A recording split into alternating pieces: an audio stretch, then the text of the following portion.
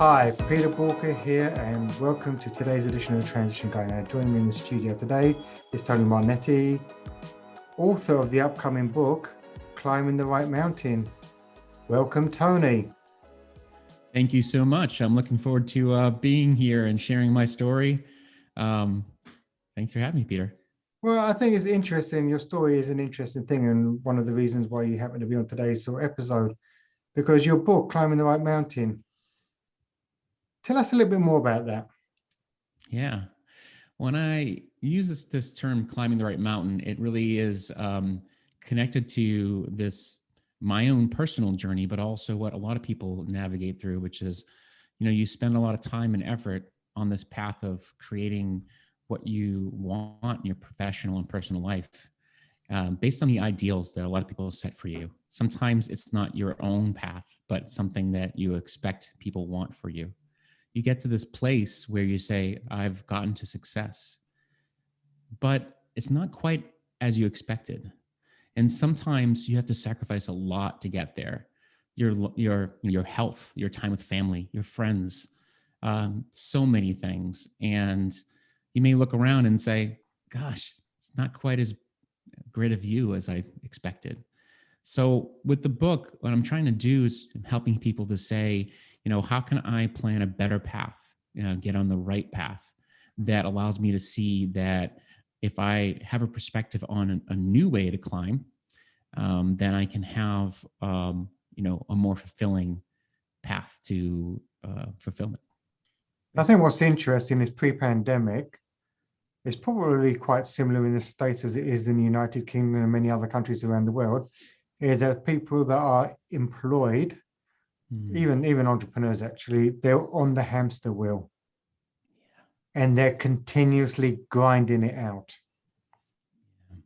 And the challenge with grinding it out is you don't have time to think. And actually time passes you by ridiculously quickly. Yeah.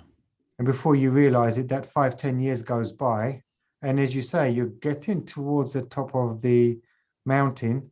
By the time you get there, the view quite often sucks, to be fair. And I think what's happened with the pandemic, and I don't know how you've seen it, but the pandemic has slowed everything down. You haven't got the bustle of the commute. You've got time to think. And I think it's that time to think that's now starting to get people to question their mountain. Would you say that's a fair reflection? Absolutely. And I think that's a great thing for people to do, because we need to take some time out of our lives to pause and really think, what am I here for? What do I want? What do I want to experience in my life? And, sometimes the things that we're stuck in, the patterns we're stuck in, they're not serving us. So taking a step back and asking those questions is important. So apart from being really busy, like caught in the hamster wheel, why else do you think people fall into that trap? Yeah.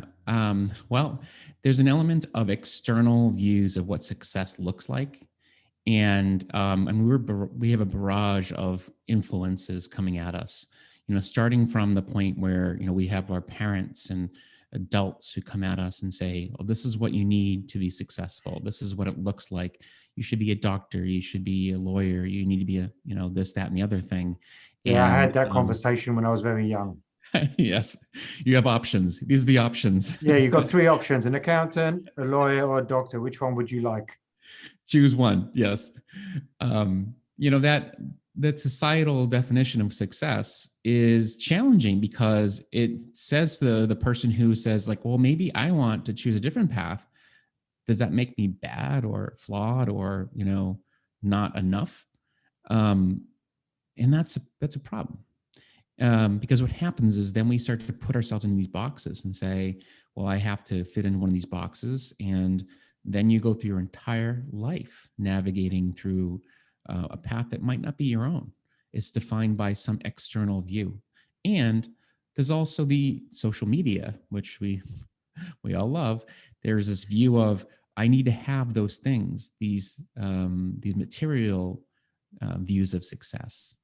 The reality is, it comes down to figuring out what you want to experience. Who do you want to be? That really comes down to how you can navigate your path. How do you want to feel? What are the experiences that you want to have in your life that can help you to shift out of that feeling of, this hamster wheel that you're in?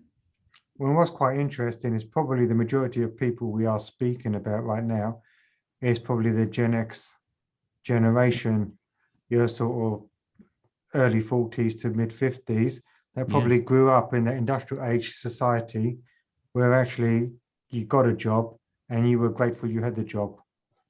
exactly. And you were actually taught during that whole generational thinking, grind it out. Yeah.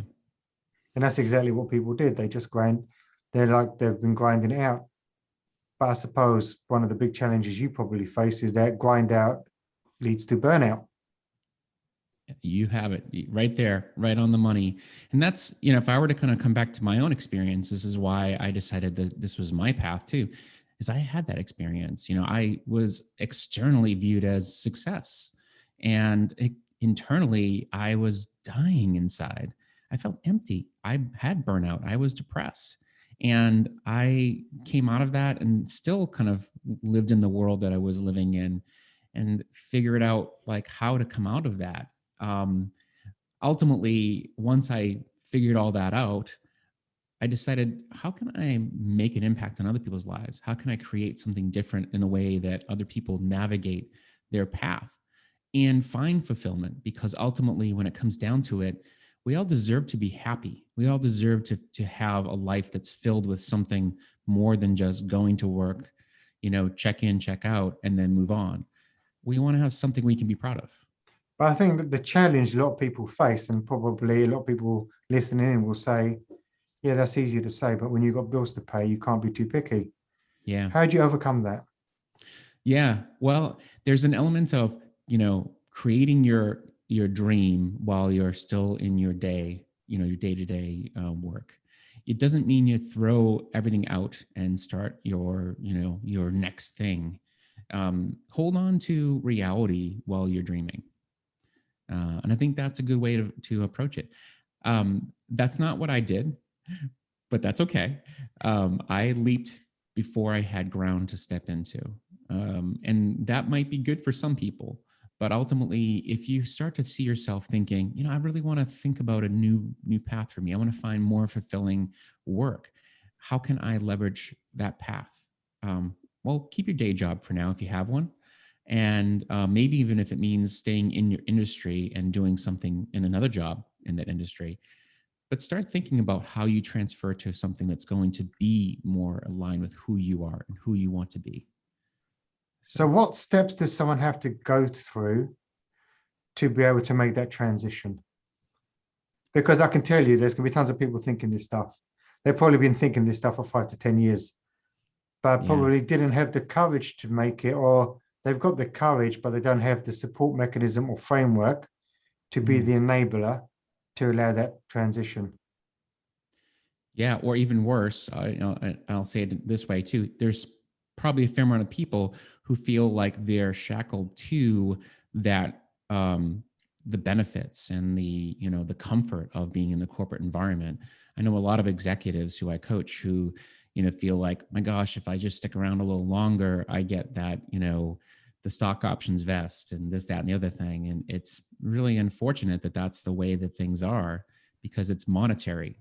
But, and in all fairness, that's why these companies are smart. They call them the golden handcuffs for a reason.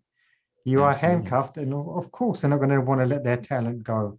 So how do you help them transition? Yeah. So, the first question is, what are you willing to tolerate around that? Is if you're willing to tolerate being miserable or being uncomfortable in a way that is not serving you, continue on by all means. But if you're ready to leap into something that's going to serve you better and give you more fulfillment, then it's time to start, first of all, I get people thinking about what it is in the past that has really created the strengths that have really made you who you are today. Yeah. So it's about taking that inventory, looking back in that past and saying, what have I accumulated in this journey? People rarely see the strengths of who they are. And we discount them all the time. Sometimes it's also looking at the wounds that we've experienced, the layoffs, the the things that we've endured that have really, set us back seemingly. Look at those. How But there's have we going to be a lot moved? more of that happening right now in terms Yeah. of layoffs. We've not, because we've seen such generous government subsidies, the Mm. layoffs haven't even started. They're coming. Yeah. Yeah. And ultimately, that is devastating, and there's no doubt about it. But at the same time, most people who have gone through something like that, they always look back after a period of time and say, that was probably the best thing that could have happened to me, because now I know that I can do other things. I can create other things. I can be in another role that helps me to have a better experience. Very rarely do you say that, hey, I really missed that job, and this new job or whatever I'm doing now is far less exciting than what I was doing before. You find a way. You find a way past that experience, but it starts with reflecting on that past and moving forward from it. I always say that if you can transcend and include your past, then that's how you want to move forward. You want to make sure that you're not running away from it, but including it. And you That's the cover first this in your stage. book. I do. I do. I do. And then once you get past that, the past, then, you'd think I'd go to the present, but no, it's about the future. Then it's mapping out that what do you want to see for your future? What do you want to experience? Who do you want to be? And when you think about that, it seems like, okay, well, now I'm painting this picture, there might be this element of feeling as though, God, that's a far away, place. How do I get there? Well, you start to come from that place. You start to Right. act and behave in a way that is that person. So I always use the analogy of like an athlete, right? If you say, I want to be a runner, I want to be a marathon runner. Well, you say, how can I act now as if I'm a runner? Yeah. Well, what does a runner do? Well, they run. They eat well. They don't eat junk food. They have a regimen. They are very disciplined. So those are the attributes of what a runner does. So if I want to be a runner, I have to act like that now. I have to come from that place of being that person. And so ultimately, those are the things that flip the script and change your mindset towards that thing that you want in the future. So, okay, that makes absolute sense. So it takes the future, brings it present. And how do you help? I mean, what tools do you use to help them? You've obviously got quite an extensive tool set, haven't you? Yeah, I mean, part of this is really, getting people to expand their view of where they are right now. One of my favorite things to say to people, and it's been really helpful over the past year, is I always say you have to expand your vision and narrow your focus. And, let me elaborate on that a little bit, which is to say that like oftentimes people feel stuck because they're sitting there looking at like this wall, they're saying like, oh, I can't have that. I can't do that. That's not possible. We talked about being in a box earlier. Oftentimes we say, I was formerly a finance professional, finance and strategy professional. And I would say like, well, I'm a finance person. I can't do anything besides finance. Well, I'm not doing that anymore. I don't look at a lot of numbers these days. I had painted myself into that box. I was looking at the wall that says, this is who I am, defined myself by that. But when I stepped away from that, I expanded my vision and saw new possibilities, new ways of looking at the world.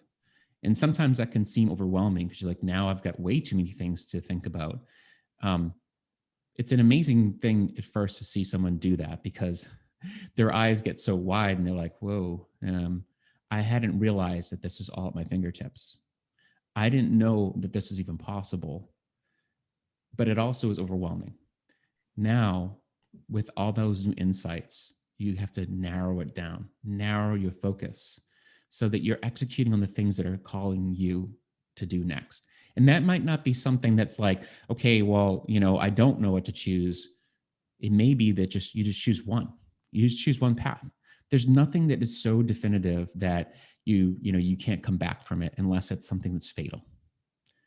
there are certain things. I should have a disclaimer here that says there's a list of things you can do that it will not be able to come back from. But, for the most part, you can take chances. So what you do basically is you help overcome the limiting beliefs people have, but not only just overcome them, but manage them.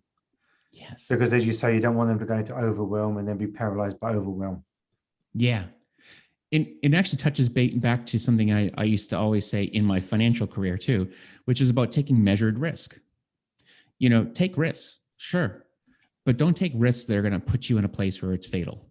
Take measured risks. Know what you're getting yourself into, but do it in a way that's almost like you're doing an experiment. The all the factors around you that are part of that experiment. It's informed. Right. Maybe there's an element of you've talked to a few people and you've had an understanding of like what they are telling you without being too attached to what they're saying, just taking an informed, educated risk. Right. Makes sense? Yep, makes total sense. So as we look at people right now, we're coming through the pandemic globally.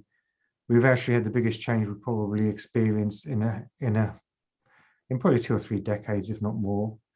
And we're looking at new ways of living, new ways of working.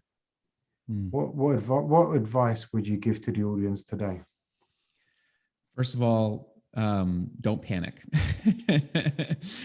Have hope, because hope is the most important thing that we can have right now. If you lose hope, you lose everything. I always say that I'm a road weary optimist, because I've been through my fair amount of like challenges and trials and tribulations, and there's a lot of people who've been through far worse than what I've been through. And you have to have hope that things can get better and that you have control over a fair amount of those things. And it all starts with how you look at the world. So the starting point is that. The next thing is, and I already kind of said it around control. What do I have control over? What do I have control over? If it's something you're worried about from a financial perspective, what can you do to shore that up in the midterm, right now, I should say, so you can ensure that you're not worried about that. Yep.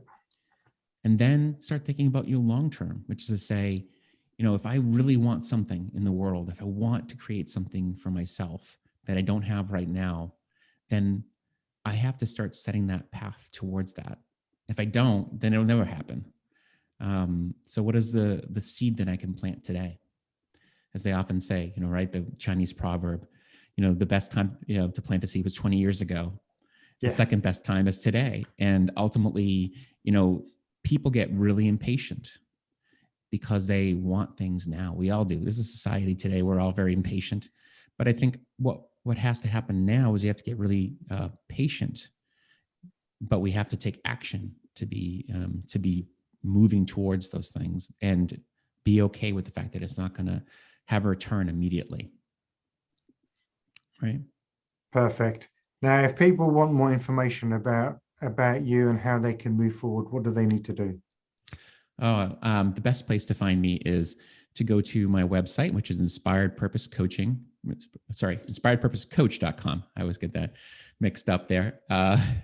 And you can find information about me there. You can reach out to me on LinkedIn. That's my usual social media place.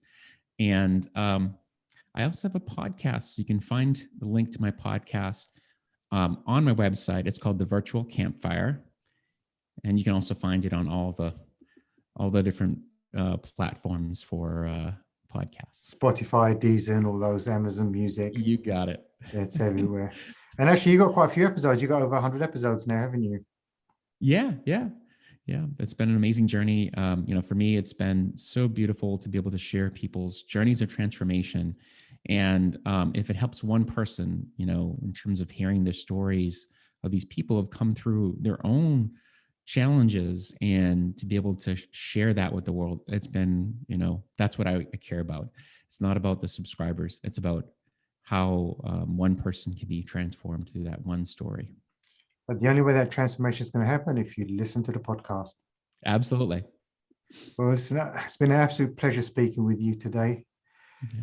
Now, if anything resonates with you and you need more information, head over to boolkah.com and get in touch. If you love today's episode, please like it, share it, and subscribe with others. And actually make sure that you do subscribe so you don't miss any future episodes. Tony, thank you for coming in today. It's been a pleasure having you. And most importantly, everyone, remember, failing to learn is learning to fail. Please stay safe.